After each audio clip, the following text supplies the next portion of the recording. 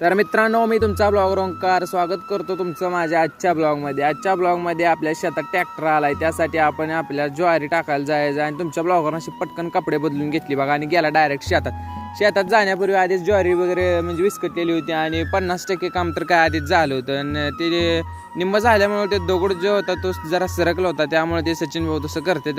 तर तो दगड जो आहे तो आणि व्यवस्थित परत नंतर ठेवला बरं का आणि लगेच पटकन असं चालू केलं काम.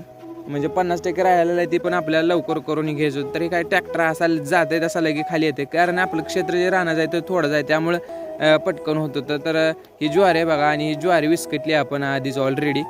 तर हे सचिन भाऊ बसण्याची स्टाईल जी आहे ती कोणी कॉपी करू नका बरं का. तर सचिन भाऊला ट्रॅक्टरचा व्हिडिओ पण घ्यायचा होता आपल्याला, तर ट्रॅक्टरचा घेतला व्हिडिओ, कसा व्हिडिओ. आणि आपला भाऊ तिकडे जिथे ज्वारी पडली नाही तिथे ज्वारी टाकत होता.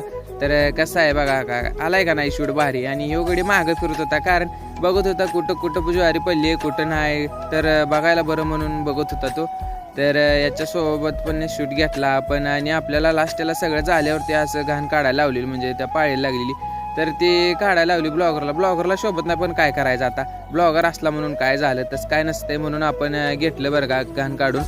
तर आजचा ब्लॉग तुम्हाला कसा वाटला लाईक करा, कमेंट करा. भेटू पुढल्या ब्लॉगमध्ये.